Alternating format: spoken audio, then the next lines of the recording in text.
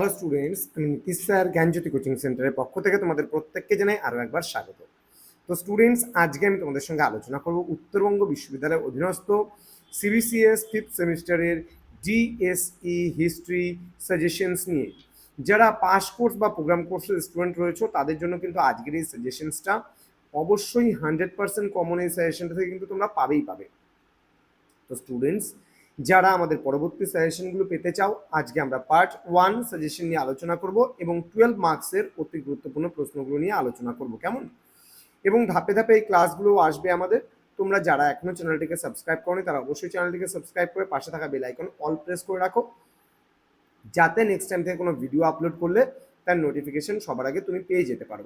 এছাড়া অনলাইনে তুমি যদি আমাদের কাছে যুক্ত হতে চাও বা নোটস পত্র পেতে চাও তাহলে অবশ্যই যোগাযোগ করো আমাদের অফিসিয়াল নাম্বার 7076398606 নাম্বারে, অথবা 6295916282 নাম্বারে।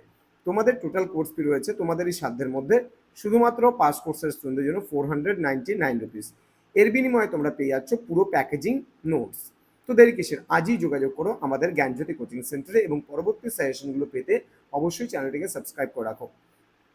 আমরা তোমাদের কিন্তু প্রতি সপ্তাহে একটা করে পার্ট আমরা সাজেশন দেওয়া শুরু করেছি এবং ফার্স্ট সাজেশনগুলো কিন্তু আমরাই তোমাদেরকে প্রোভাইড করছি। ওকে, তো দেখো প্রশ্ন মান 12 জন্য তোমরা কি কি পড়বে। 1789 খ্রিস্টাব্দে ফরাসি বিপ্লবের প্রাক্কালে ফ্রান্সের সমাজ ব্যবস্থার বিবরণ দাও। ওকে, নেক্সট প্রশ্ন, 1789 খ্রিস্টাব্দের ফরাসি বিপ্লবের কারণগুলি সম্পর্কে আলোচনা করো। নেক্সট, মেটানিক ব্যবস্থা বলতে কি বোঝো, এই ব্যবস্থার ব্যর্থতার কারণগুলি সম্পর্কে আলোচনা করো। নেক্সট, ভিয়েনা সম্মেলন 1815 সম্পর্কে টিকা লেখো। ইউরোপে এই সম্মেলনের প্রতিক্রিয়া কি ছিল। পরবর্তী প্রশ্নে চলে আসব, জার্মানির ঐক্য আন্দোলনে বা ঐক্য সাধনে বিসমার্কের ভূমিকা আলোচনা করো। নেক্সট, সন্ত্রাসের রাজত্ব বলতে কি বোঝো, ফ্রান্সের জন্য কি এটির প্রয়োজন ছিল। নেক্সট, হিটলারের নেতৃত্বে নাৎসিবাদের উত্থান আলোচনা করো।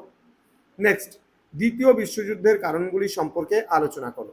নেক্সট, স্পেনের গৃহযুদ্ধের কারণ ও ফলাফল সম্পর্কে আলোচনা করো। পরবর্তী প্রশ্নে, নেপোলিয়নের সংস্কারগুলি সম্পর্কে বিস্তারিত আলোচনা করো।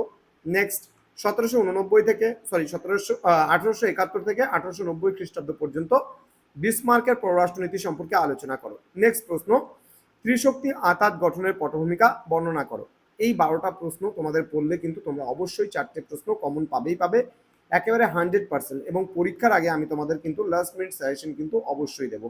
আমরা আজকে থেকে ইতিহাস দিয়ে শুরু করলাম এবং ধারাবাহিকভাবে আমরা প্রতিটা সাবজেক্টের সাজেশন কিন্তু নিয়ে আসতে থাকবো। তোমাদের যেটা করতে হবে, অবশ্যই চ্যানেলটিকে সাবস্ক্রাইব করে পাশে থাকা বেল আইকন অল প্রেস করে রাখতে হবে এবং তোমরা যদি নোটস পত্র সমস্ত কিছু পেতে চাও অবশ্যই যোগাযোগ করো আমাদের সঙ্গে।